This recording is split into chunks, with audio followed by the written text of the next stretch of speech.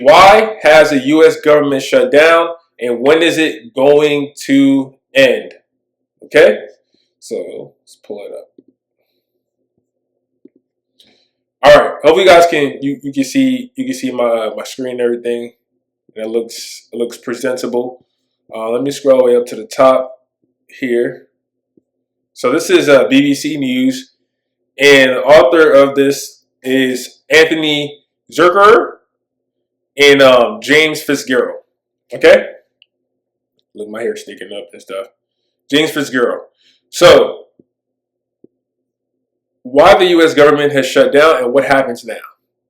The U.S. government shutdown is now in its third week, with Republican and Democratic lawmakers in Congress no closer to ending their standoff over budget. Okay, so this whole thing is over budget. And it means that many, but not all, U.S. government services are temporarily suspended, and around 1.4 million federal employees are on unpaid leave or working without pay. Okay, so basically, majority of the U.S. government services are temporarily suspended, and there are a lot of people who are working on, without getting paid. They're basically furloughed, and there's people who also they've been laid off, right? So it's a mixture of those two people. And yes, so although budget confrontations are common in U.S. politics, this spending fight is especially tense because President Donald Trump began drastically reducing the size of the national government as soon as he returned to office, and has said he wants to use the current impasse to make further cuts. So that's true, right? So we have DOGE, which was the Department of, I think, Government Defense. What does DOGE stand for? Department of Government. The Department of, I don't know. So basically, DOGE was Department of something, government funding or whatever, and they basically were, with Elon Musk, they were slashing and looking at government services that basically they felt as though was not really beneficial. It was taking out, was taking too much money from the government, basically. And they were slashing those departments, laying off people, trying to cut back on the spending for some of these departments and things like that. So, so because of that, that's what they're saying, that has been the forefront of Trump's presidency as of, when he first got into office. His second term, what he's been doing in the second term when he got into office. And they're seeing that Trump is still maintaining that, agenda, basically. So the Trump administration has already moved to lay off about 4,000 workers as the shutdown continues, though that was temporarily blocked by a federal judge. The White House is appealing against the ruling. Okay? So why did the U.S. government shut down, and when will it reopen? Republicans and Democrats could not agree to pass a bill funding government services past October 1st, when the federal budget expired. So, if you guys aren't aware of what happened and why the government did shut down, again, we actually go through these negotiations. Like, the government goes through these negotiations all the time. But before it shuts down, they usually come to some type of agreement. I think that happened last year too, right? But right before it, shut down, they came into an agreement and were able to do like an extension. But this time, we actually completely shut down, right? I think it's the first time the government shut down in the last 7 years or something like that. So, these negotiations do happen frequently, but they usually get, fixed before things escalate. And now we have a government shutdown. Now we have furloughed employees. Now we have employees that are laid off. Now we have to find money from somewhere else to pay the military and do all these other things, right? So if you don't know, this is pretty much the reason, was because they just couldn't come into agreement on the funding for the government services, basically. So under the U.S. system, Congress must agree on spending plan to send to the president to sign it into law. So Congress wasn't able to agree on the spending plan to send to President Trump to sign, basically. And the Republicans currently control both chambers of Congress. But in the Senate, or upper chamber, they are short of 60 votes needed to pass the spending bill. So, which gives oppositions like the Democrats some negotiating power. So, because of that, right, the Democrats are trying to negotiate specific things that they want to get funded or continue to get funded, right, in the spending bill. So, the Democrats want the bill to include so Democrats want the bill to include an extension of expiring tax credits that make health insurance cheaper for millions of Americans, and a reversal of Trump's cuts to Medicaid, a government health care program used by millions of elderly, disabled, and low-income people, right? So that's what the Democrats want within the spending bill, according to BBC News. I'm not sure if that's the only thing, but based upon this report, it is to continue the extension of tax credits for health insurance, for making it cheaper, and also to basically do a reversal of Trump's cuts to Medicaid. So they want to bring back Medicaid, some of the cuts to Medicaid, and they want to extend certain tax credits for healthcare purposes. Yes, and also Democrats also oppose spending cuts to government health agencies as well. So actually, this is interesting. A stopgap bill was designed to avoid the shutdown. Was passed in the House or lower chamber, but did not clear the Senate. Okay, so it didn't clear the Senate, but it cleared the House. And I think if it didn't clear the Senate, that means I believe that the Democrats they weren't happy with what was in the stopgap bill, right? Because as we saw, 60 votes are needed to pass the spending bill in the upper chamber, and the upper chamber is the Senate, right? And it passed in the House, which I believe is the lower chamber, but it didn't pass in the Senate. Okay, so the Democrats didn't want to do the stopgap bill because they probably felt like they wanted to negotiate more, and they just didn't feel like what was in there was good for them. So basically, on October 1st, the U.S. government had its first shutdown for nearly 7 years. Okay, so reopening the government depends on whether the two parties in the Senate can find a compromise that Trump will sign. All right. So Senate Majority Leader John Thune has said both sides are dug in, and over the past three weeks, votes to reopen the government have failed 11 times in the Senate. So in the past 3 weeks, the votes to reopen the government has failed 11 times in the Senate, which is actually insane. So that means they've been voting for this nonstop. I know we probably think they're not doing anything, or they're taking their sweet time, but apparently they're not.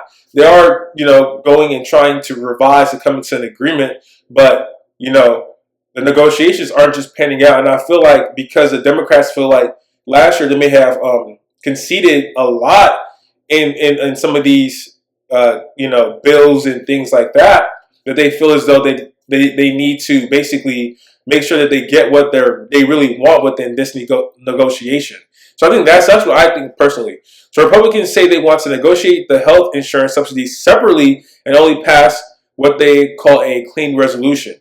The Trump administration has been unwilling to offer substantive concessions and believes the Democrats will bear the brunt of the public blame.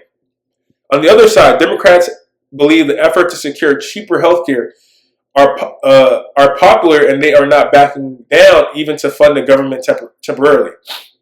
There is pressure on congressional leaders to hold firm from the party left wing, which believes they voted too quickly during the budget dispute last March, and to use one of the few political levers they have. So let me read that again, right? So Democrats believe the effort to secure cheaper health care are popular, and they are not backing down even to fund the government temporarily, right? There is pressure on congressional leaders to hold firm from party's left wing, which believes they voted too quickly during the budget dispute last March, and to use one of the few political levers that they have. Okay, so basically that's saying, well, there's two things. The Republicans feel like because they're ready to get this bill into action and everything like that, that that basically it is the Democrats' fault for holding the bill back, right? And the Democrats feel as though because they're fighting for something that the majority of people will deem as like a good thing, that they feel as though like people are backing them, right? So it's kind of like the Republicans like we don't want to shut down the government, we don't want to do this because we want people to work and this and that and the third, but because you know you guys are not trying to come to agreement with us, then when it shuts down, we're going to take it to the extreme and be like, okay, well, we're shutting down. Well, now it's time for us to lay off 4,000 workers and furlough all of y'all, and try to see where we can save money, right? And that to me, I feel like that is what game is being played. And then the Democrats are like, well, we're not going to back down because we're fighting for health insurance, and then for disenfranchised people, older people, and also this is the only we took an L last March in how quickly we agreed to some of this stuff, and now we want to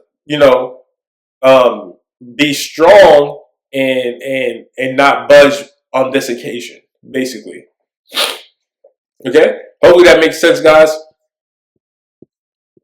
So let's look at which government services have stopped and which are carrying on. Not all aspects of the government stopped during the shutdown. Services deemed essential continue as normal, but most staff are not paid until the government reopens. Border protection, law enforcement staff, immigration and customs enforcement, and in-hospital medical care workers are expected to operate as usual. However, thousands of flights have been canceled or delayed because of shortage of air traffic controllers and things of that. Thousands of government employees deemed non-essential have been furloughed, temporarily put on unpaid leave that has affected ongoing research projects at agencies like National Institute of Health, contractors who are not directly employed by the government, etc.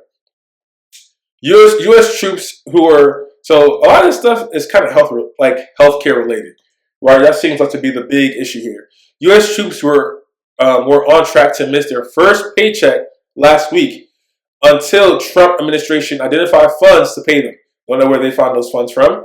House Speaker Mike Johnson has warned this is a temporary fix and troops may miss future paychecks. Okay, money for SNAP, which is Supplemental Nutrition Assistance Program, commonly known as food stamps, has run out.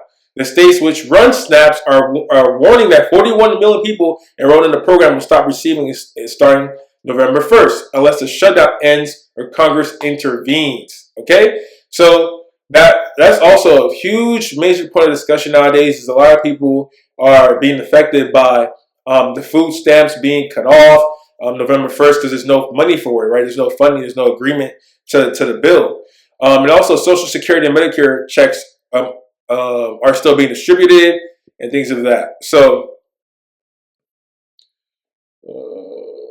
let's see. So we're still looking. There's still more stuff here. All right, this is also something interesting.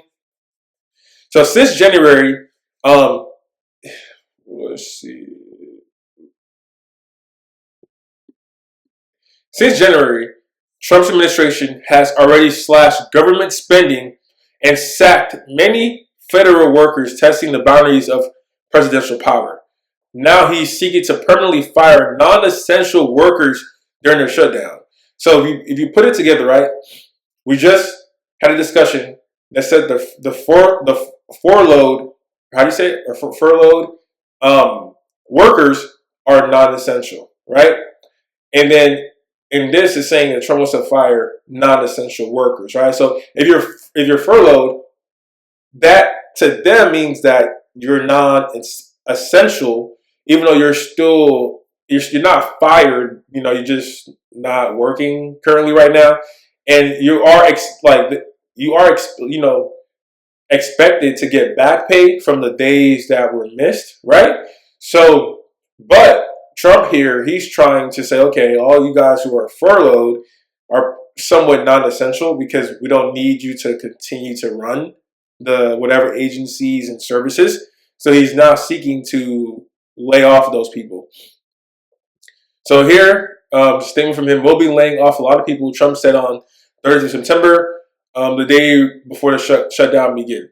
The administration has also warned that furloughed non-essential workers may not receive unpaid salary after the shutdown finishes, which to me is crazy. So, you know, again, to me, it's kind of crazy. Because the administration says they basically, if you're furloughed, yeah, usually you do get unpaid, your unpaid salaries back, or your back pay. But here, Trump is saying, there's a potentiality of that not even happening, right? Um, yeah, so there's a potentiality of not even happening for some people and things like that. But I do feel as though that people will get back pay, because it just doesn't seem right. If anything, why furlough them? Just lay them off or something like that, or fire them. And that makes more sense than saying, okay, you're furloughed and you may or may not receive back pay. But I feel like they will. I don't think that's going to happen. But it is a crazy statement to make. Uh, so let's see here. So yeah, this is what I thought was interesting. Okay, so the U.S. government shut down since 1980. The days, duration of each funding gap in full days. So in 1981 it was 2, the next one was 1. Came into agreement rather fast. So things are coming into agreement rather fast for the first 10 or so years. When it hit 1995, that's when it started to take a little longer, 21 days, right, to come to an agreement of the spending bill. Okay? So then the next thing we have 2013, which was 16 days. The next one we had was 2018, which was 2 days. That was it. Then the next one we had was December 18, which was 34 days. Okay, 34 days. So it looks like they probably did like a stopgap bill, or they did like a little quick agreement right here in January. But yeah, in December it took 34, and I feel like it's gonna take like. So this is where we're at. October 2025. We're at 22 days so far, right? Probably a little bit more now, but give or take. I believe it's going to be like 40 days or 45, something like that. It's going to be like 40 to 45 days. Me personally, that's what I think is going to be, 40 to 45 days. Okay? So, that is my personal belief. We're going to beat the record, because why not? Why not? We might as well beat the record. We're already, in 26 days potentially, or even more or less, give or take. So yeah, I really made this article for people who aren't aware of why the government shut down. I know we're all hearing it like, oh, government shutdown, but there's people who aren't really aware why it was causing the issues, what we're fighting for, and things of that nature. So this is just to give a synopsis of just what is going on in the government and why it's shut down for, and how we get that resolved, and how long it could potentially take, right?